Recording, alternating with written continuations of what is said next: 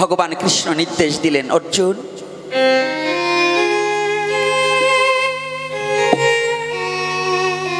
একটু ছল করে অভিনয় করে ভগবান বললেন তোমার বৈষ্ণব সেবা দিতে হবে।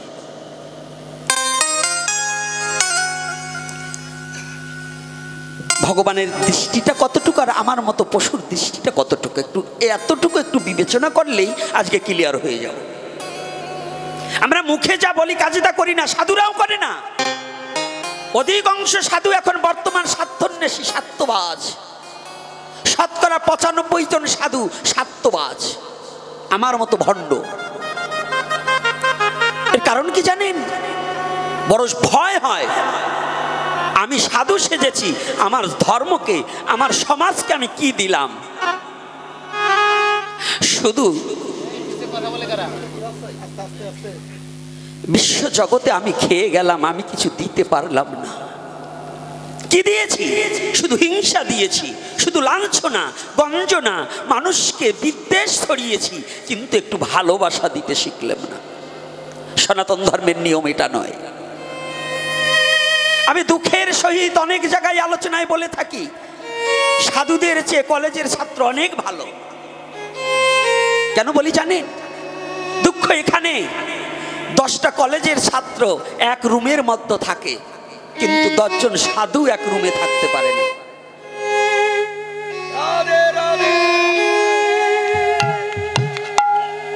কি হবে মালা তিলক পরে?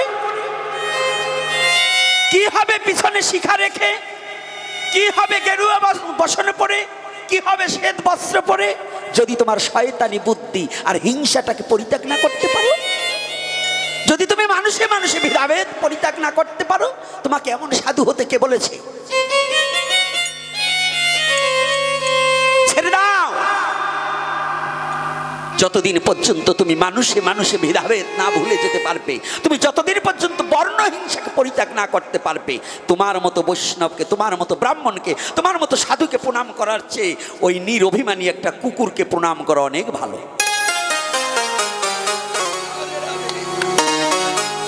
অনেক ভালো। সাধু সেজেছো? হ্যাঁ, তুমি যদি সাধু হবে তাহলে ও ঋষি ও মুসি ও কামার ও কুমার ও নমো নাপিত এটা দেখো কি করে? তোমার চোখে তো সব ভক্ত দেখবে। সাধুর একটাই বিচার, সাধুর সম্মুখে যে হরিবোল বলতে পারে, যে নাম করতে পারে, তার কোনো জাতির বিচার থাকে না।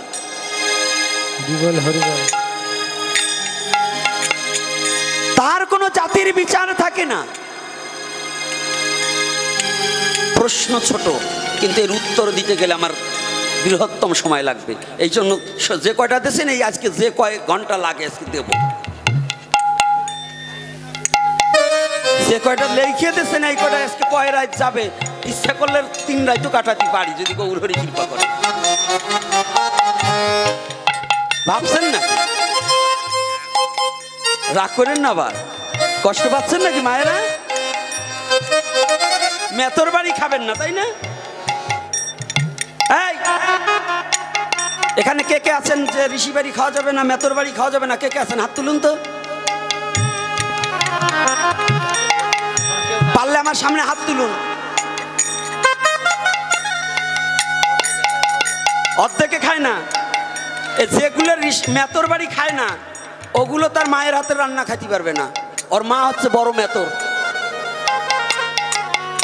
কারণ যে মায়ের 5টা সন্তান, ওই মা 2 হাত দিয়ে তার 5 সন্তানের পায়খানা পরিষ্কার করেনি? করেনি? যদি ওই মায়ের স্বামী ঘরে পড়ে গেছে বিছানায়, ওই মা স্বামীর পায়খানা, ধর্মপরায়ণ নারী হলে স্বামীর মলমূত্র পরিত্যাগ করে না, পরিষ্কার করে না?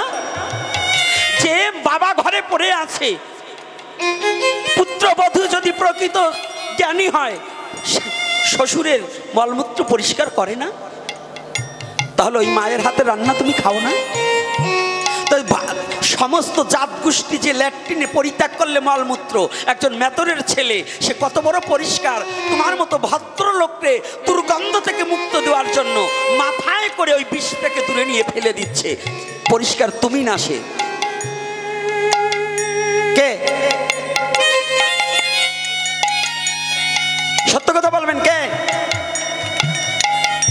ও মেতরেরটা খাওয়া যাবে না, না ঋষিপাড়া খাওয়া যাবে না। আর হোটেলে গেলে পরে যেখানে গোমাংস রান্না হয়েছে, যেখানে মুরগির মাংস রান্না হয়েছে, খাসির মাংস রান্না হয়েছে, ওই একই জায়গায় সাজিয়ে রাখছে, আমার ওই মুরগির রোজ দিয়ে দুটো ভাত দাও।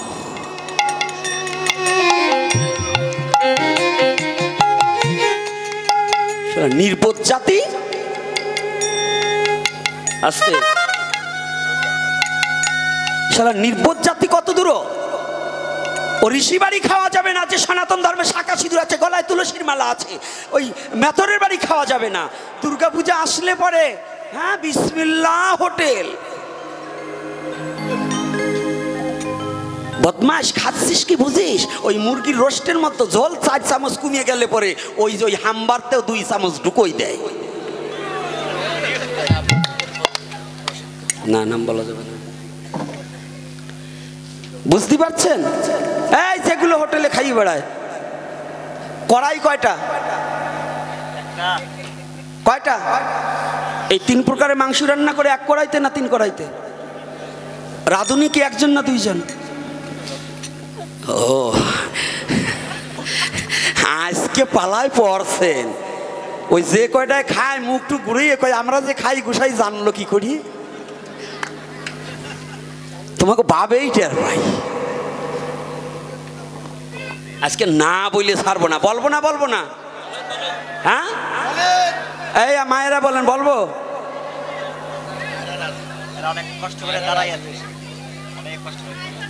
আমার এই পাগলগুলো যে এত কষ্ট করে দাঁড়িয়ে আছে, আমার বাবা কৃষ্ণ কৃপা হোক তোমাদের প্রতি, আমার গৌরের কৃপা হোক। কারণ এত কষ্ট করে 500 টাকা দিলেও কেউ দাঁড়িয়ে থাকে না, তবে এই মুখ পোড়া হনুমানটাকে দেখবার জন্য তোমরা আসছো। এই মুখ পোড়া হনুমানটাকে দেখবার জন্য আসছে তো। তো এইবার আজকে শোনো, আজকে একবার গোড়া পরিষ্কার করে দিয়েছে। এতে যদি যেটার বোধ হবে না, আর এ জন্মে আর বোধ হবে না, আবার 7 বার জন্মাতে হবে ওরে। কারণ ধরে ধরে জবাব করছি, এই ঋষিপাড়া, ঋষি আমাদের সনাতন ধর্ম না ইসলাম ধর্ম, বৌদ্ধ ধর্ম না খ্রিস্টান ধর্ম? তাহলে তার হাতে খাওয়া যাবে না কেন? তার বাড়িতে খাওয়া যাবে না কেন? হাতে তো দূরে, বাড়ি তো দূরে করতে, তার হাতেও খাওয়া যাবে, তবে একজনের হাতে খাওয়া যাবে না। ঋষি বাড়ি খাবেন, মেতর বাড়ি খাবেন, মুচি বাড়ি খাবেন, একেবারে যত যা আছে সব বাড়ি খাইতে পারবেন। একজন মুসলমানের বাড়ি খাওয়ায়ও, যদি সে প্রকৃত মুসলমান হোক, আপনারা যারা খান খাবেন, আমার কোনো আপত্তি নাই, তবে মুসলমানের হাতে খাবেন না। মুসলমানের বাড়ি খাওয়া যাবে, তো মুসলমান কি জানেন? যেটা সনাতন ধর্মে জন্মগ্রহণ করে আবার ওই যে এই ধর্ম পরিত্যাগ করে আর একটা ধর্ম গ্রহণ করছে।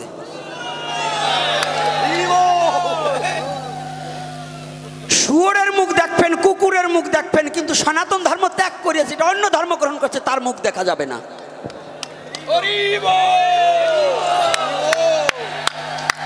একজন মুসলমান বিপদে পড়লে তাকে উপকার করবেন, আপনার যত সামর্থ্য থাকে তাকে উপকার করবেন। একজন মুসলমান দেখবেন রাস্তায় পড়ে গেছে, তাকে বুকে টেনে নেবেন, কারণ সে আমার ভগবানের সৃষ্টি, তাকে উদ্ধার করা এটা আপনার দায়িত্ব। মানুষ হিসেবে মানুষের পাশে দাঁড়ানো এটা মানুষের কি কর্তব্য নয়? এই বিবেচনা যদি না করে, তাহলে আমাদের মাননীয় প্রধানমন্ত্রী বঙ্গবন্ধু কন্যা, মানবতার জননী শেখ হাসিনা, তিনি হিন্দুদের প্রতি কাজ করে না? করছে কি না? বৌদ্ধের প্রতি করে না? খ্রিস্টানের প্রতি করে না? তেনার জন্ম তো ইসলাম ধর্মে, তাহলে তিনি কি শুধু মুসলমানের কাজ করে, আমাদের নেত্রী নয়? তাহলে মানুষ মানুষের জন্য কাজ করবে। কিন্তু যেটা সনাতন ধর্ম ত্যাগ করছে হচ্ছে বেঈমান, লায়ার গ্যারেট বেঈমান, জাতীয় বেঈমান। তো ওই জাতীয় বেঈমানকে দেখলে থুতু ফেলবা, ওর মুখের দিক তাকানোর চেয়ে শুয়োরের দিক তাকাইলে একটু শান্তি পাওয়া যায়। কষ্ট পাচ্ছেন নাকি সাধুরা? কথাটা বোঝেন নাই? ওর বাবা মায়ের রক্তের সাথে বেঈমানি করেছে, ও সৃষ্টিকর্তার সাথে বেঈমানি করেছে। অর্থাৎ সৃষ্টিকর্তা যে ধর্মে আমাকে পাঠিয়েছে, সৃষ্টিকর্তা ভালো বুঝেই পাঠিয়েছে। সৃষ্টিকর্তার জ্ঞানের উপরে পৃথিবীর কারো জ্ঞান বড় নয়। তো সেই সৃষ্টিকর্তার সাথে যে বেঈমানি করেছে, সে আমার কোনো আপনজন হতে পারে না। ওর যাতে তাড়াতাড়ি মৃত্যু ঘটে এই ব্যবস্থাই করতে হয়। কি ভয় পাচ্ছেন নাকি আপনারা? আরে আপনাদের তো ভয় একটু করে। আমি বাবা কিছু কিছু জায়গায় গেলে কয় বাবা আপনি একটু সাবধানে কথা বললেন। তা আমি বলছি কেন? আমার ধর্মের বাইরে কোনো ধর্মের কথা আমি বলি নাকি? আমার এপিসোড যারা দেখেছেন, আমার ধর্মের কথার বাইরে কারো কোনো ধর্মটা নেই। আমি একটাই স্লোগান জানি যে আমার সনাতন ধর্মে কোনো কিছুর কমতি নাই, কারো কাছে হাত পেতে খেতে হবে না। সনাতন ধর্মে যা আছে এই অনন্তকাল খেলেও ফুরাবে না। আমি সেই ধর্মের নায়ক, আমি সেই ধর্মে জন্মগ্রহণ করেছি যে ধর্মে কোনো ধর্মের থেকে ধার আনতে হয় না, এই ধর্মের দিয়ে নিয়ে ধার করে চলে। আমার সনাতন কারো কাছে হাত পাততে হয় না, ভিক্ষাবৃত্ত শিখায়নি। এর জন্য সনাতন জাতি কোনোদিন ধর্মীয় অনুষ্ঠানে অন্য ধর্মের কোনো কথা বলা উচিত নয়। একমাত্র সনাতনের উপরই কথা বলতে হবে। ওই অনেকে পাম দেওয়ার জন্য, কবিগানের মতো পাম দেওয়ার জন্য দেখি আসে আজকে লীলা কীর্তনীয়রাও স্টেজে দাঁড়াইয়া একেবারে সব ধর্মের কথা আলোচনা করা দেয়। আমার মনে হয় পিঠেই নামাই দিই। হারামজাদারা, তোরে টাকা দিয়ে আনছি আমি, 30,000 35,000 টাকা দেবো আমি, তুই গল্প করবি আর একজনের বাবার। কি করে না বাবা? এইগুলো আপনারা যেখানে থাকবেন প্রতিবাদ করবেন। এই বিটি ভাই যদি বলে কেন, বলে আমি টাকা দিয়ে আনছি, টাকা তোর ওই বাবারা দেয় নাই, আমার বাবার টাকা খরচ করে তোরে আনছি, আমার বাবার কথা বল। তা আমার বাবাকে যে অনন্ত কোটি ব্রহ্মাণ্ডের বাবা, সেকে জগতের পিতা কৃষ্ণ, তাহে যে না ভজে বাপ, পিতৃদহি পাতকির হয় জন্মে জন্মে তাপ।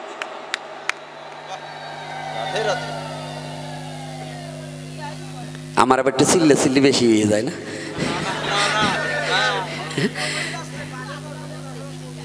না, এই বয়সে চিল্লেই কম না, একটু আসিয়ে নাও তারপরে থাকবা না। কম করি নাই জীবনে, নিজে হাড়ি করাই সাথে নিয়ে মার খাইয়েও তারপরে এটাকে ছাড়িনি। এই বাংলাদেশের ভিতর 2 জন ব্যক্তি মার খেয়েছি। এক ইস্কনের, অন্য কোনো সাধুরা নয়। ইস্কনের মধ্যে গতকাল যিনি এখানে হরিকথা প্রবচন করে গেছেন জিতেন্দ্রীয় দাস, মেরে ধুতির কাছা খুলে দিয়েছে ওনাকে। ওই একজন ব্যক্তি আর এই দুরাচার মার খেয়েও পথ থেকে সরিনি। এখন তো ইউটিউব মিডিয়া হয়েছে, ব্যাগের ভিতর হাড়ি কড়াই নিয়ে বেরিয়েছি। কত অপমান মান সহ্য করে, তখন আমার গামছা পরা জীবন, গামছা টেনে খুলে দিয়েছে, তারপরও ছাড়িনি। শুধু একটাই জীবনে চেয়েছি, প্রভু কোন দিন এই অবসান ঘটবে, আমার সনাতন জাতি কবে তোমাকে চিনতে পারবে। মার খেয়েও ছাড়িনি, মান অপমান জীবনে কম হয়নি, তথাপিও সত্যকে বলা বন্ধ করিনি, সত্যকে চালিয়ে গেছি। এই বাংলার বুকে ইস্কনের বড় বড় সাধু আছে, মহাত্মা আছে, কিন্তু এই বাংলার বুকে মার খেয়েও হরিনামের সাথে লড়াই করে টিকে আছে একমাত্র ইস্কনের মধ্যে জিতেন্দ্রীয় দাস। আর এই বাবাজি সিদ্ধান্ত মোতাবেক এই দুরাচার। এই বাংলাদেশে যখন ওই ভবানন্দকে খুন করা হলো, যখন পুরোহিতত্ব যজ্ঞ আরম্ভ হলো, এই বাংলাদেশেতে বড় বড় গ্রেডের সাধু প্যান্ট পরে ভারতে পালিয়েছে, এই চোর পলায়নি। ওই আমার ওই ছেলেটা তখন, আমার যে ছেলেটা মৃদঙ্গ বাজাচ্ছে, এই ছেলেটা তখন জগন্নাথ ভার্সিটিতে লেখাপড়া করে, ওর পরীক্ষা এক্সাম। তখন ও বললেন ওখানে কেউ যেতে দেবে না ওকে। আমি বললাম বাবা তুমি কি করবা? ও কয় বাবা মরি তো মরবো, তবু তিলক মালা পরেই যাব।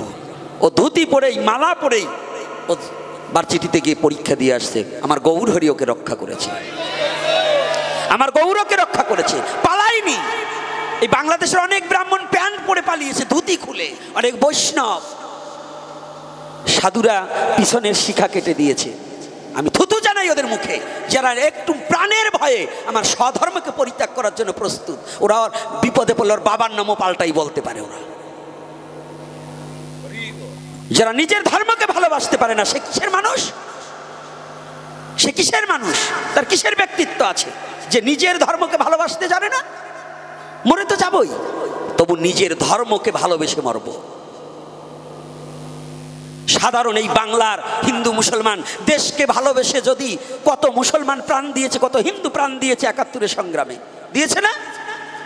তো যদি একটা দেশকে মাটির জন্য যদি তারা প্রাণ দিতে পারে, আমি কি আমার ধর্মের জন্য মরতে প্রস্তুত হতে পারি না? পারবো না? সাধু হয়েছো, খালি পরের বাড়ি 52 পদ 56 ব্যঞ্জন খাওয়া শিখছো।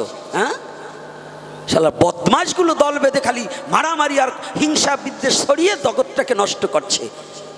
যদি কোনো সাধু বলে যে ঋষিপাড়া গেলে খাওয়া যাবে না, ওই সাধুকে আপনারা ডাকবেন না, ও সাধু হয়নি, ও শয়তান।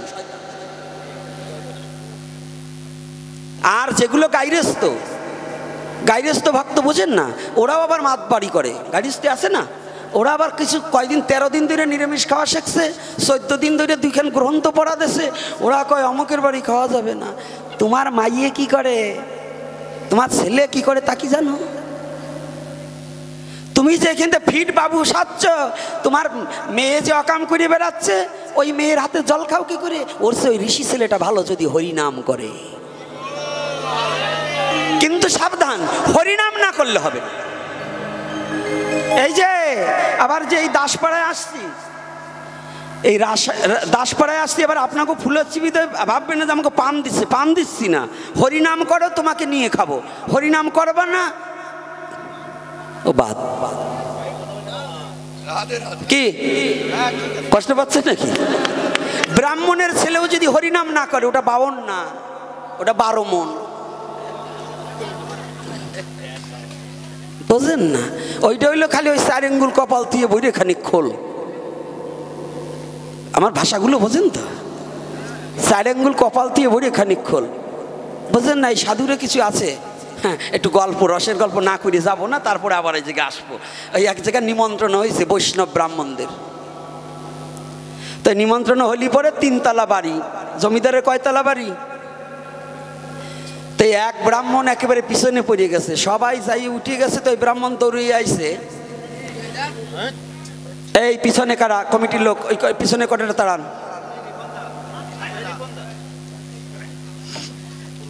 এই পিছনে কারা? ওই দড়ি দূরে সামনে নিয়ে বসান দি, যা আছে ওই ফাঁকে ফাঁকে বসায় দেব। আজকে একটু গল্প শোনো, কাজ হবে না। খালি হরি কথা শুনো না, এই রসে বারে দেবো, কারণ একবারে তো মারা যাবে না। হ্যাঁ, অতিরিক্ত কড়া কথা কইলে আগে এর পরে আর পাঠে কেউ যাবে না। এই জন্য এমন সিস্টেম করে দেব, ছেলে মা যেমন ছেলেকে ঔষধ খাওয়ায়, ছেলে ঔষধ খেতে চায় না, একটা বাটি না, স্তন থেকে দুধ টিপে দেয়, ওর মধ্যে একটা ট্যাবলেট ছেড়ে দেয়, গুলিয়ে। ছেলে দেখছে মা দিচ্ছে দুধ, ভিতরে কি দিছে? কি দেয়? খোকা খায়, দুধ দিচ্ছি। খোকা তো দুধ ভেবে খায়, মা দিচ্ছে কি? তো মা জানে যে কি দিচ্ছি। তো আজকে এই রসে বারে যা দেবো তা বুঝবেন, আজকে ব্যথা হবে না, 3 সপ্তাহ পরে আপনার ব্রেনে যদি কাজ করে তা বুঝবেন যে গোপীনাথ কি বলে গেছে। 3 সপ্তাহ পরে। তো এইবার 3 তলা বাড়ি, তো তাই 3 তলাই জায়গা করেছে। তো জায়গা করলে পরে এক ব্রাহ্মণ দূরে পড়িয়ে গেছে, ও দৌড়ে আসতে আসতে, খাওয়া বুঝি খুব কায়দা মতো খাওয়া, জমিদার বাড়ির খাওয়া। এখন দৌড়িয়ে আসছে, ও ভাবছে যে আগে উপরতলায় যাবো, উপরতলায় বুঝি ভালো খাওয়া। দৌড়িয়ে গেছি উপরতলায়, দেখে বসার কোনো জায়গা নেই। যাও একটু মাঝের তলায় ফাঁকা দেখছিল, আসি দেখে তাও ফেলা হয়ে গেছে। এইবার মাঝতলায় বসতে না পেরে নামিয়ে এবার দৌড়িয়ে নিচতলায় আইছে। নিচতলায়ও দেখে ফেলা হয়ে গেছে, এক জায়গায় 1 বিঘে জায়গা আছে। তো মনে মনে চিন্তা করে, আগের বৈঠকে যা পাওয়া যায় পরের পঙ্গতিতে তো তা পাওয়া যায় না, আগে যা পায় তা কি পরে পায়? আরে আয়োজন ভালো থাকলে পায়, একেবারে না বইলেন। তো এইবার উনি তো কিন্তু জাগো খাওয়ার লোক, তারা তো ভাবে আগের বেলায় ভালো। তো ওই 1 বিঘা জায়গার ভিতর কায়দা করে বসেই পড়ছে। কিন্তু আগের দিনে কিন্তু একটা সমস্যা ছিল, গুরু গোসাই হলি পরে, কিন্তু ব্রাহ্মণ হলি পরে, বৈষ্ণব হলি পরে, পেট যদি বড় না হয় তাই তারে গোসাই বলা হতো না, পেট একটু তাজা মোটা হইতে হয়। তো যখন তাজা মোটা হয়েছে, কর্তা তো বসে পড়তে, তো জমিদার বাড়ির খাবার দিচ্ছে কায়দা মতো, খাইছে ডক করিয়ে। তো এইবার ওই জমিদার একটা ঘোষণা দিয়েছে, পাকা খাবে, মিষ্টিও খাবে। এইবার ঘোষণা দিয়ে দিছে বিশ্ব চরাচরে যে এই খাওয়ার পরে একটা রসগোল্লা খাতে পারবে তাকে 5 টাকা দক্ষিণা দেওয়া হবে। ব্রাহ্মণ মনে মনে চিন্তা করে, এত খাওয়ার পরে আগে যা দক্ষিণে দেশে বস্ত্র দেশে দেশে এইবার একটা রসগোল্লা যদি খাবার পারি 5 টাকা, তখনকার দিনে 5 টাকা কিন্তু সাংঘাতিক ব্যাপার। যদি খালি একটু দিবার পারি তাহলে তো 5 টাকা। ওই কর্তা, ওই যে পরে যে কর্তা এসে মারিয়ে দিয়েছে। এইবার মারার পরে এইবার জমিদার বাবু হাঁটছে আর বলছে, এইবার যার একটা রসগোল্লা খেতে পারবে তাকে 10 টাকা দেবো। ব্রাহ্মণ মশাই মনে মনে কয়, তাহলে রসগোল্লা এটা খাইয়ে পেয়েছে 5 টাকা, এইবারে এটা খাইলে 10 টাকা, ডাবল সারা যায়। একবারে দেন দেশে পড়েও কোনো মতে রস টস চিপড়িয়ে দেশে এই পর্যন্ত উঠে গেছে। এইবার জমিদার বাবু ঘুরছে আর বলছে যে এইবার যদি কেউ খাবার পারে তাকে 30 টাকা দেবো। দুটিয়ে খাইয়ে হয়েছে 15 টাকার, একটাই হবে 30 টাকা। এই খাওয়া কি সারা যায়? তো কর্তা অমনি বলে, আমারে আর একটা দিলেই চলে। তো যখন এই আনন্দের মধ্য দিয়ে একটু বুঝতে চেষ্টা করবেন, খালি এক সাইডে কথা বললে হবে না, কারণ তাইলে এগুলোর ধরে রাখতে পারবো না। এই জন্য আনন্দ দেওয়া দরকার আছে কিনা? হরিনামে আছে সবই, তুই যাহা চাবি তাহা পাবি। হরিনামে কান্না আছে, হরিনামে আনন্দ আছে, হরিনামে নৃত্য আছে, হরিনামে কীর্তন আছে, হরিনামে সুখ আছে, হরিনামে দুঃখ আছে। তুই যা চাবি এটা তোর চাওয়ার উপরে নির্ভর করে, তুই যেমন চাবি তেমন পাবি। তো এইবার ওই 30 টাকাটাও নেছে। তো 30 টাকাটা বাবা দিবার সময় আঙুল যাইতে যাইতে দিছে। এইবার একেবারে মাথার নিচের দিক হয় না, উপর পথে উঠে গেছে চোখ। তো যখন উপর দিকে চোখ উঠে গেছে, এখন আর উঠতে পারে না। জমিদারের ডাক দিয়ে বলে, কর্তা আমার একটু উঠোই দিলেই আমার যাওয়া চলে। তো কয়েকজন 8-10 জনে ধরিয়ে কর্তারে দেশে উঠোইয়ে বাইরে বাড়ি করে দেশে। উনি তো একটা দিক আছে যে এই দিক থেকে আইসি, বাড়ির একটা দিক আছে না, চোখ তো নিচের দিক আর যাচ্ছে না খাবার ছুটি। এদিকে আবার আগে মা বাবা মারা গেলে ধর্মের সার ছাড়তো না, তাই না? মা বাবা মারা গেলে ধর্মের সার ছাড়তো না, ছেলে গরু ছেড়ে দিত না। তো একজন আর একজন ছাড়িয়ে দিয়েছে, ওইটা বেশ বড় হয়েছে, প্রকাণ্ড হয়েছে। ওইটা ওই কর্তা যে পথে যাবে ওই পথের মাঝখানে শুয়ে রয়েছে। কর্তা যখন শুয়ে রয়েছে, ওই ব্রাহ্মণ কর্তা তো ওইখান থেকে হাঁটা দিছে। তো হাঁটা দিল, আর চোখ তো উপরের দিক, নিচে কি আছে দেখতে তো পাই না। তো ওইটা পায়ে বাইতে কর্তা চিত হয়ে পড়িয়ে গেছে। তো যখন শীত হয়ে পড়ে গেছে, পরিস তো পরিস, মাটির উপরে পরিস, হাত একখানা ওই ষাঁড় গরুর মানে আড়িয়ে গরুর পেটের উপর পড়ছে। মানে পেটের উপর পড়লে পরে পেট হাতায় আর ভাবে ও বুঝি উপরের তলায় খাইছে, আমি নিচ তলায় মানে কম দেশে। এখন ওই হাত দেয় কয়, দাদা তুমি কোন তলায় খাইছি, উপরের তলায় না মাঝের তলায়? তাই আমাদের মধ্যে কিছু আছে, এত খাওয়া খায়, হরিনামের বেলায় কিছু করবে না, জাতির জন্য কিছু করবে না, তবু খাওয়ার লালসা যাবে না। পরের বাড়ি গেলে খালি দেও আর দেও, আছে না? আছে না? ওরা খাইতে খাইতে মরিয়ে যাবে, তবু ওই আর একজনের পেট আতাবে, আইরে গরু আতাই কবে, দাদা তুমি কোন তলায় খাইছিলা? রাগ করছেন নাকি? কথার রস আছে না? আছে না কথার মধ্যে কিছু?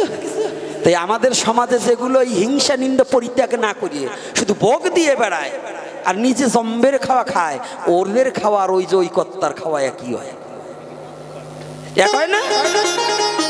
তো এইবার দেখুন পরিবিবেচনা, যেখানে ছিলাম সেখানে সনাতন ধর্ম ত্যাগ করলে, এইবার বলছেন তো তাদের মহা, ওর সাথে আত্মীয়তাও রাখা যাবে না, ওর সাথে কোনো সম্পর্ক রাখা যাবে না যারা সনাতন ধর্ম ত্যাগ করে অন্য ধর্ম গ্রহণ করে। ওর কোনো উপকার, ও যদি অসুস্থ হয়, আপনার একটা ভ্যান আছে, ওই ভ্যানে করে নিয়ে গেলে ও বাইসে যাবে, আপনার ভ্যানে ওরে উৎপাত দেবেন না, ওর আপনার ভ্যানে ওরে উঠতে দেবেন না। কিন্তু যদি একজন মুসলমান, প্রকৃত মুসলমান, তার জন্মই মুসলমানের ঘরে, সে যদি বিপদে পড়ে আপনি কাঁধে করে নিয়ে যাবেন, তাতে আপনার পুণ্য হবে, এতে মহাপ্রভু সন্তুষ্ট হবে, এতে মহাপ্রভু আপনার প্রতি প্রসন্ন হবে, সন্তুষ্ট হবে। কিন্তু যারা ধর্মত্যাগী ব্যক্তি, তাদেরকে কোনো উপকার করা যাবে, মনে থাকবে তো? হ্যাঁ যুবক পার্টি, মনে থাকবে? কারা কারা মনে রাখবো একটু হাত তুলো তো দেখি, রাধে রাধে। মনে থাকবে না? আবার যেন ভুলে যাও না। গেছে এইবার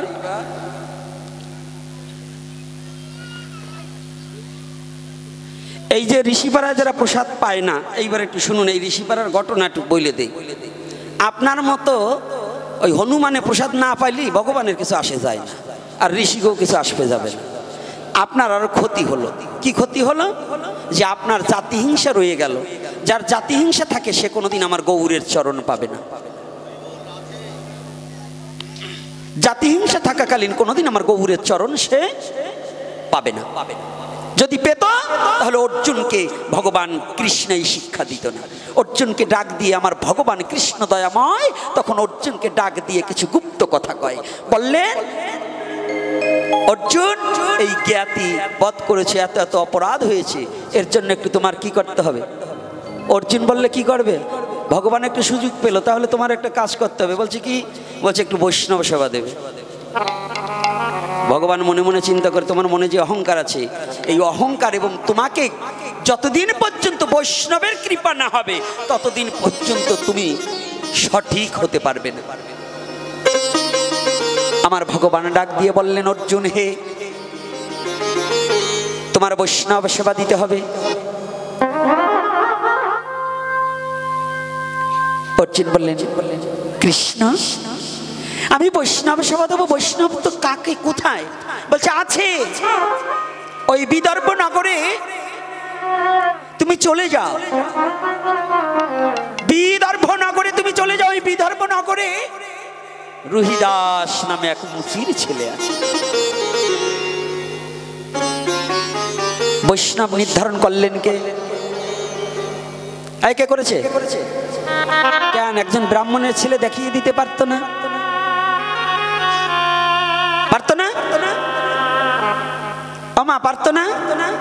তৎকালীন সময় বড় বড় মুনি ঋষি ছিল না? কি তারপর যুগে ছিল কি না? ব্যাসদেবের কথা বললেন না কেন? বৈশিষ্ট্যের কথা বললেন না কেন? এই সনাতন ধর্ম যারা প্রতিপালনকারী একটু ভালো করে বুঝুন, তৎকালীন সময় পৌলস্ত্য ছিল। একজনের কথা বললেন না, ভগবান নিজ মুখে বললেন অর্জুন তুমি যাও, রুহিদাস নামে আমার একজন পরম বৈষ্ণব ভক্ত আছে। মুচির কথাটা বললেন ভগবান, একটু গুপ্ত রাখলেন। রোহিত আগেই আমি অর্জুনকে মুচির কথা বলবো, ভগবান চতুর্থ গুপ্ত রেখে অর্জুনকে বললেন যাও নিমন্ত্রণ করে আসো। এদিকে এক কার্যে কিন্তু কয়েকটা কার্য। ওই যে দ্রৌপদীরও কিন্তু এখানে একটা ব্যাপার আছে। এত লীলা বলতে গেলে আমার লীলার শাখা প্রশাখা বেড়ে যাবে, এজন্য অত লীলা না বলে মূল কথা বলে আজকে বকাবকি করবো বেশি। যখনই অর্জুন চলে গেল সবার কাছে শুনতে পেল, বিদর্ভ নগরে গিয়ে বলছে রুহিদাস নামে কোনো বৈষ্ণব আছে? একজন বললেন হ্যাঁ, ওই যে দেখছেন না মুচি বাড়ি, ওই মুচি বাড়িটায় রুহিদাস নামে একজন ভক্ত আছে। রুহিদাস প্রতিদিন 3 জোড়া জুতো সেলাই করে। কয় জোড়া? তৎকালীন সময় 3 জোড়া জুতোতে যা পায়, ওই 3 জোড়া জুতোর টাকা দিয়ে যাহা কিছু বাজার করে, ওই বাজার করে এনে রুহিদাস এত বড় দিনহীন কাঙা, ফুল তুলসীটা পর্যন্ত, পুষ্প তুলসীটা পর্যন্ত চামড়ার একটা বাটিতে রাখতে হয়। আজকাল তো আমাদের মন্দিরে কাঁসা পিতলের অভাব নাই, কিন্তু রুহিদাসের এমন কোনো সম্বল নেই।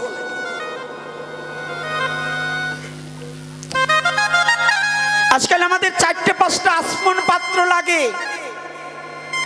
তখন এটা ছিল না, একটাই ছিল। ভক্তমাল গ্রন্থ খুলে দেখবেন, তাতে এমন এমন জায়গায় মহাজনগণ, আমরা তো উচ্ছিষ্ট প্রসাদ বলি তাই না, আর ড্রেনের প্রসাদ 7 বার ধুয়ে তাহাও ভোগ লাগিয়ে গ্রহণ করেছে। জানেন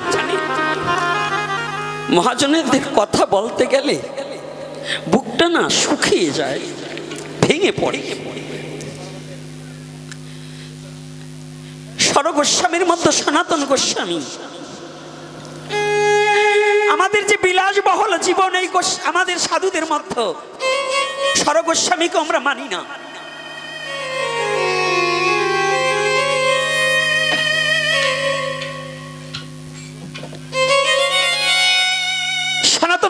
কি করেছে একটু ভাবুন। লীলা ওখানে রাখছি, আবার যাব, কিন্তু কথায় তো কথা এসে যায়, না বললে হবে না। প্রতিদিন সনাতন গোস্বামী দুটো পোড়া রুটি আর লবণ ছাড়া একটু কচু শাক তাই আমার ভগবানকে নিবেদন করে।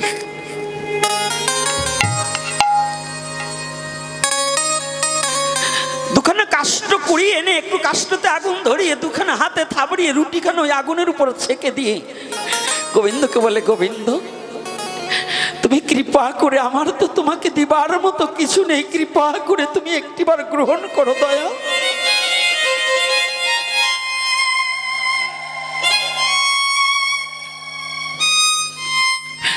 দিনার দিন সনাতন ক্ষীণ হয়ে যাচ্ছে, দুর্বল হয়ে যাচ্ছে, আমার ভগবানের খুব দয়া হলো। আহা, ভক্ত রক্ষা করবার জন্য ভগবানের কত বড় করুণা।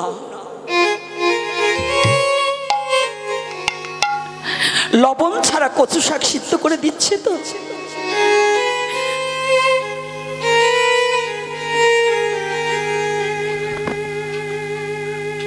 সনাতন রাত্রে ভগবান এসে বালক রূপে এসে বলছে, সনাতন এই লবণ ছাড়া কচু শাক কি খাওয়া যায়? সনাতন বাবা আমাকে একটু লবণ দিয়ে একটু কচু শাক দিও। চমকে উঠেছে, একি ও প্রভু, তোমার আবার লবণ খাওয়ার স্বাদ জেগেছে। দেখুন কত বড় অনুরাগ। একেতে পোড়া রুটি, দ্বিতীয়তে লবণ ছাড়া কচু শাক, তাই নিবেদন করছে ভগবানকে তুলসী পত্র দিয়ে। আবার সেই সনাতন পরের দিন সকালে বলছে, শোনো, ভগবানের প্রতি অনুরাগ করে বলছে, শোনো ভগবান, আজকে তুমি লবণ চাচ্ছ, কালকে তুমি ক্ষীর চাবে, ছানা চাবে। আমার মতো ভিখারি তোমাকে দিয়ে কি করে সেবা দেবে?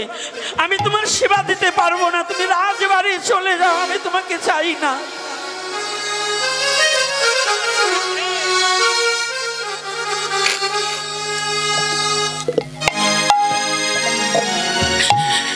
যে ভগবানকে যুগী যোগ সাধনার মধ্য দিয়ে পাই না, সেই ভগবান সনাতনকে এসে বলছে আমাকে দাও। আর সনাতন বলছে তুমি চলে যাও, তোমাকে আমি চাই না।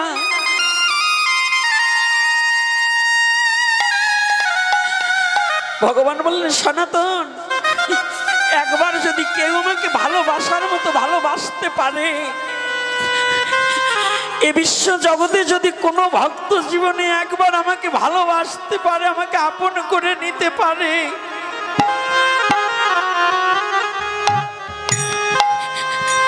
সনাতন জগতে যদি কেউ একবার আমাকে ভালোবেসে হৃদয় মাঝে আমাকে জায়গা দিতে পারে, আমাকে দূর দূর করে তাড়িয়ে দিলেও আমি যে আমার ভক্তকে ছাড়া থাকতে পারি না। হরিবল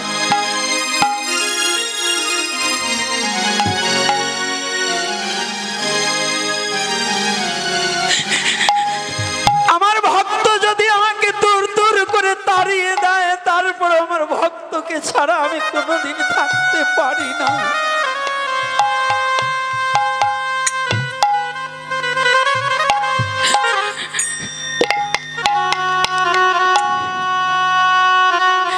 আবার একটু নিদ্রা গিয়েছে, আবার ওই একই কথা আমাকে উঠে রাগ হয়ে সনাতন বলছে, যদি তোমার লবণ খেতে ইচ্ছা হয় তুমি জোগাড় করে খেও, আমি তোমাকে দিতে পারবো না।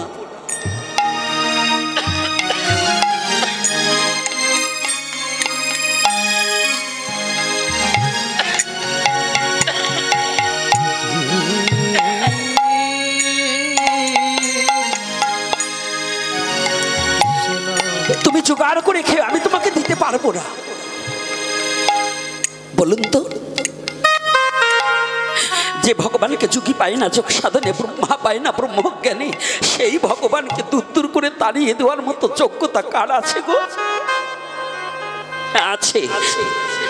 যদি কোনো ভক্ত হৃদয় দুয়ার খুলে দিয়ে ভগবানকে ভালোবাসার মতো বাসতে পারে, যদি কোনো ভক্ত ভগবানকে আপন করে মেনে নিতে পারে,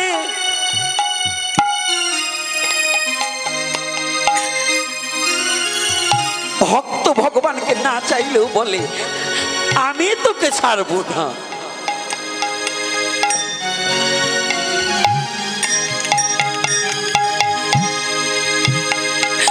ছোট বাচ্চাকে বাবা কোলে নিয়ে বলছে এই আমি ছেড়ে দিলাম, কেন বলে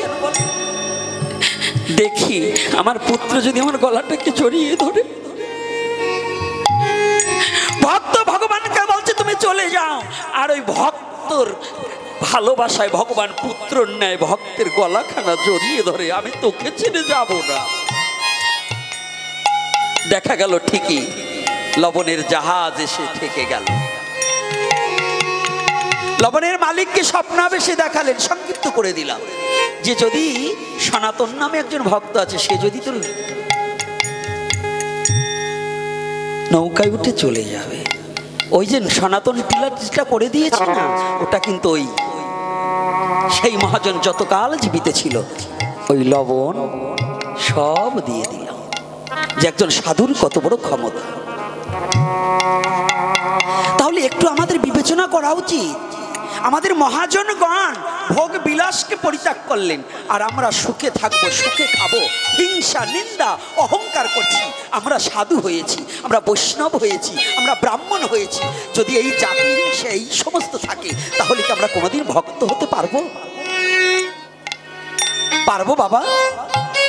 ও মা, ভক্ত হওয়া যাবে?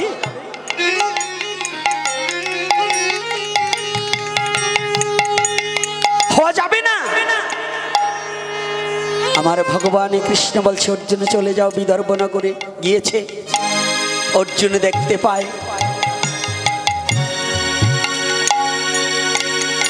বদনে কৃষ্ণ গুণাগুণ গানে করিছে, আর রুহিদাস বসে বসে জুতা সেলাই করছে। কখনো কখনো দুটি নয়নের জলে বক্ষ প্লাবিত হয়ে যায়।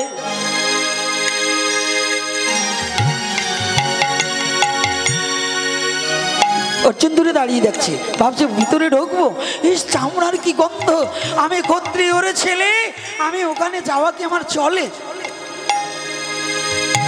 আবার ভাবছে কৃষ্ণ পাঠিয়েছে তো, না আমি যাব। অর্জুন গিয়েছে, প্রণাম হয়, তুমি কি সেই রুহিদাস? হ্যাঁ, আমি সেই হতভাগা দাস রুহিদাস। ও তাই? আমার ইচ্ছা নয়, কৃষ্ণের ইচ্ছায় আমার বাড়িতে বৈষ্ণব সেবা। তুমি যদি বৈষ্ণব হও তাহলে তোমার নিমন্ত্রণ, তুমি যেও। নিমন্ত্রণের ভাব বুঝছেন? আমার ইচ্ছায় নয়, কৃষ্ণের ইচ্ছায় আমার বাড়িতে বৈষ্ণব সেবা। যার বাড়ি সে অর্জুন। কথাটা বুঝতে পারছেন? অহংকারটা কি? আমার বাড়িতে বৈষ্ণব সেবা। যখনই বলছি কৃষ্ণের ইচ্ছা, কৃষ্ণ বলছে হ্যাঁ তুমি আমাকে চেনো না? সবাই আমাকে চিনে, তুমি চেনো না? আমি কৃষ্ণের সখা অর্জুন। যখনই বলছে কৃষ্ণের সখা অর্জুন, রুহিদাস হ্যাঁ কৃষ্ণ, প্রাণ কৃষ্ণ বলে একেবারে ধুলায় ধূসারিত হয়ে গড়াগড়ি দিচ্ছে, প্রভু আমি তোমায় ভুলে গেলাম, তুমি আমাকে ভোলনি।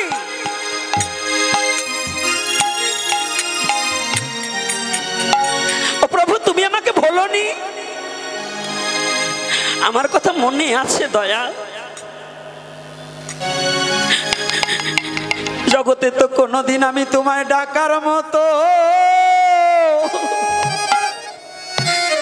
ওরে ডাকি নাই রে, তোমায় ডাকার মতো আমি তোমায় ডাকি নাই। আমি ডাকি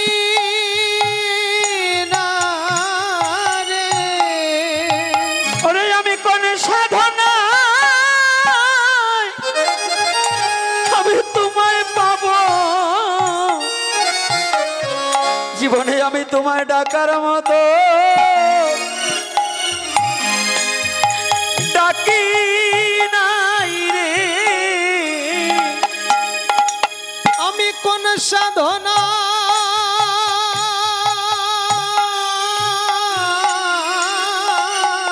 আমি তোমায় পাবো, তোমায় পাবো। আমি একদিন ডাকার মতো, একদিন ডাকার মতো ডাকি নাই রে। বিশ্ব জগতে আমি কোনোদিন তোমাকে ডাকতে পারি।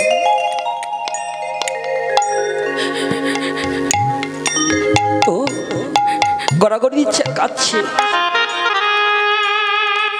আমি বড় ভাগ্য গুণে আজ তোমার সখার দর্শন পেয়েছি। আমি বড় ভাগ্য গুণে তোমার বন্ধুর দেখা পেয়েছি।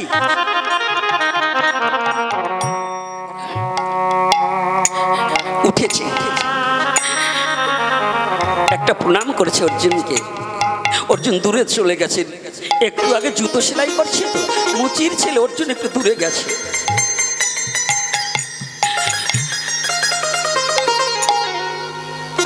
আবার রুহিদাস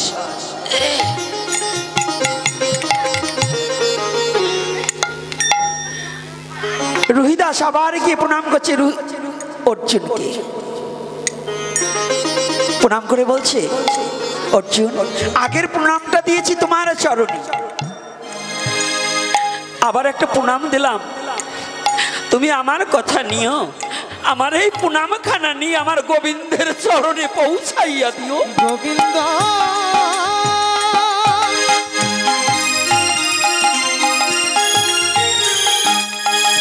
গোবিন্দ তুমি আমার প্রণামখানা দিও।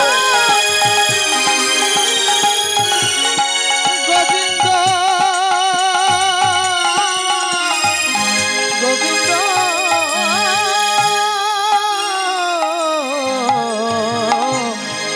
গোবিন্দ অর্জুন আমার গোবিন্দের চরণে আমার প্রণামখানা পৌঁছিয়ে দিও, কেননা তুমি তো নররূপে নারায়ণ। তোমাকে কেন বলছি জানো? তুমি না আমার গোবিন্দের সখা, তোমার অঙ্গে কতবার আমার গোবিন্দ অঙ্গ দিয়েছে, আমার গোবিন্দের অঙ্গ গন্ধ তোমার গায়ে লেগে আছে। তুমি একটিবার আমাকে পরশ করো, তোমার পরশে আমার জীবন ধন্য হবে। গোবিন্দ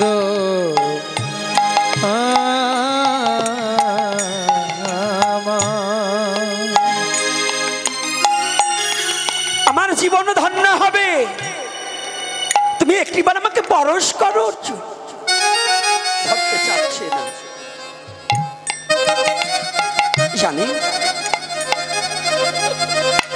যদি ভক্তের হৃদয়ে একবার প্রেম উৎপন্ন হয়, ভক্তের প্রেমে পৃথিবীর কিছু মানে না, শুদ্ধ প্রেমে পৃথিবীর কিছু মানে না, কোনো বাধা মানে না গো। যেজন একবার ভগবানকে ভালোবাসতে পেরেছে, পৃথিবীর শত বাধাকে উপেক্ষা করেও সে আমার গোবিন্দ গলায় পড়ে তারা কৃষ্ণ বলে শুধু কেঁদে বেড়ায়। কৃষ্ণ কৃষ্ণ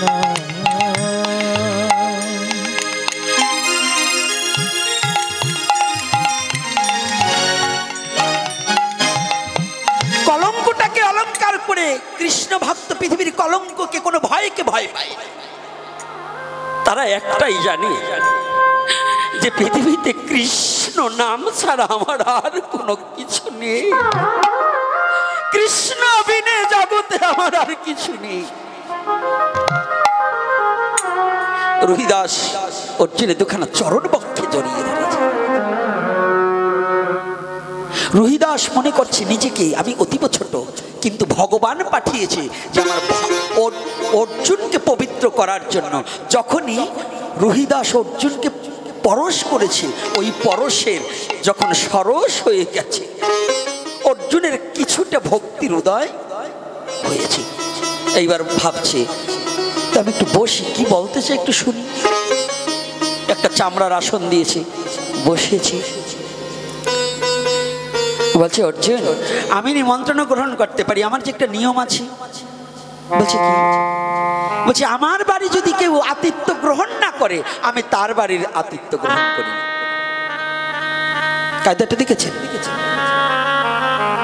আমি যে তোমার বাড়ি যাব, আমার বাড়ি আগে কিছু, তুমি নররূপে নারায়ণ, আমার বাড়ি কিছু না সেবা করলে আমি কিছুতেই তোমার বাড়ি যাব। অর্জুন সংশয়ে পড়ে গেছে, এই মুচির বাড়ি খাবো? মুচি বাড়ি খাওয়া যায়?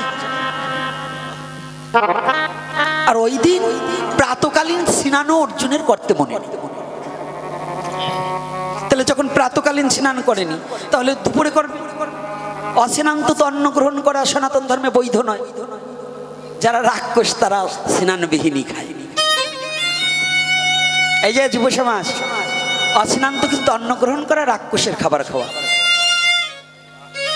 এই যে মায়েরা, আজকাল তো সনাতন ধর্মের অনেক মায়েরা আছে, এতবার বলছি মস্তকগুলো ঢাকো, অনেকের মস্তকে কাপড়ই নেই। আপনারা কিচ্ছু মানেনি না?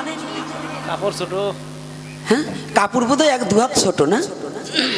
তো একটু শুনুন, সনাতন ধর্মের মায়েদের দীক্ষা নিয়েছে, শিক্ষা নিয়েছে, অথচ পায়খানার কাপড় অনেকে ছাড়ে না। এই আমি এই রাস্তা দিয়ে আসবার সময় ফাঁকে যেন এক জায়গায় মুরগির বাক্স দেখলাম। এটা ঋষি বাড়ি খাওয়া যাবে, কিন্তু মুরগি পোষলে তার বাড়ি খাওয়া যাবে না। এই যে দাসপাড়ার লোক, এই দাসপাড়া বাদেও যারা এই যে নমসূত আছেন, যারা সাউকাস্ত কুণ্ডু ব্রাহ্মণ যা আছেন, যদি কেউ মুরগি পুষে থাকেন, কালকে মুরগি ছাড়াবেন, আর নাহলে কোটি কল্পকাল ভজন করলেও কাজ হবে না। এই অবস্থা কি জানেন? এই নকুল বিশ্বাসের কথা একটু ধরতে হয়। ধর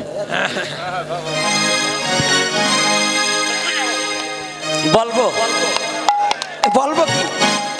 আরে ওই দাঁড়িয়েলা বুড়িয়েটা দিকে বলেন বলেন কি শক্তি রে বাবা! এই জুয়ান গুলো হচ্ছে আমার ওই বাবার শক্তি। দেখো কি সুন্দর বসিয়ে রয়েছে কত সময়। হ্যাঁ, এই দেখুন, এই মুরগির দাম কারা বাড়াইছে, পেঁয়াজ রসুনের দাম কারা বাড়াইছে। মাছ আর মাংস খেয়ে নিরামিষকে ভুলেছে, পেঁয়াজ আর রসুনের দাম হিন্দুরাই তো বাড়াইছে, ব্রাহ্মণরাই তো বাড়াইছে। কারা বাড়াইছে? মাছ আর মাংস খেয়ে নিরামিষকে ভুলেছে, পেঁয়াজ আর রসুনের দাম ব্রাহ্মণরাই তো বাড়াইছে, বাউনরাই তো বাড়াইছে। কারা বাড়াইছে? না খালি ব্রাহ্মণ না, ওই আপনারাও বাড়াইছেন। ভালো ভালো শিক্ষিত গুলো চার কলম লেখাপড়ি করে ওকে পেঁয়াজ ছাড়া তরকারি স্বাদ হয় না। ওরে খাওয়া রে আছে না? যে কটায় কথা কয় ওই কটায় মনে ওই করি বেড়ায়। এই অকামের যে কটা বেশি বেশি অকাম করে, ওরা ওই হরি কথার মধ্যে সে কথা বলে। এইবার ভালো জাতের কচু হইলে অল্প জালেই সেজে, আর ভালো মানুষের বেটা বেটি হইলে অল্প কথাই বোঝে।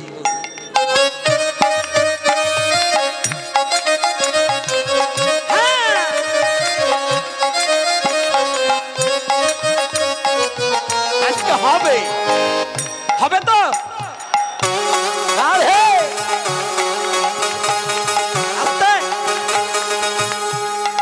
এইবার দেখুন, খাদ্যের সাথে মনের প্রভাব ঘটে। খাদ্য যার শুদ্ধ নাই, তার মন পরিশুদ্ধ হতে চায় না। নিরামিষ খাইলেই কিন্তু খাদ্য সৎ খাবার নয়। নিরামিষ খাইলে কিন্তু হবে না, সাত্বিক খাবার খেতে হবে। আজকাল ওই যে বৈদিক মাছ বানাই খাবা, বৈদিক মাংস খাবা, বৈদিক ডিম খাবা, ও ছাতা খালি পরে তোমার আবার ভাব আসে কয় তাই? তোর তো মাছ খাওয়ার লোভই যায় নাই, তোর তো ঠ্যাং খাওয়ার লোভই যায় না। এইগুলো যারা করে ওরা হইলো ভাব দেখাইনি, বঙ্গি করা সাধু। ওরা অরিজিনাল সাধু মনের তো আবার পারে না। তো মনটাকে পরিষ্কার করা চাই। কষ্ট পাচ্ছেন নাকি কর্তারা? মিথ্যা বলছি নাকি? সত্যি বলছি তো? খাওয়া যায় তো? না গেলে একটু লবণ দেখাই। হরিকথা খেতে হবে, না খাইলে তো রাত কি করবো কেন? হ্যাঁ, মনে থাকবে তো? আজকে ছাড়া ছাড়ি নেই, দাঁড়িয়ে থাকবে তো? আবার দৌড় মারবে না তো একটু পরে? আরে কে বলছে যুব? ওই যে দুই একটা দেখি বাদুরে 60-র মতো চেহারা, ওই আবার যুব। যুবকের শক্তি থাকবে, যুবকের ভক্তি থাকবে, যুবকের হরিনাম থাকবে, হরিনামের সৈনিক হবে।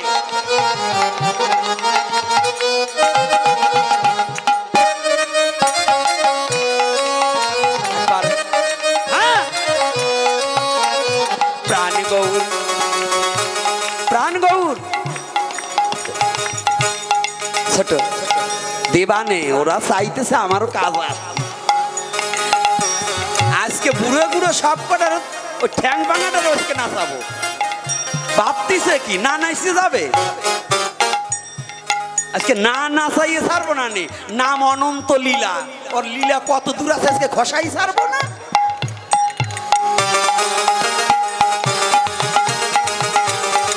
গৌর হরিবল, গৌর হরিবল।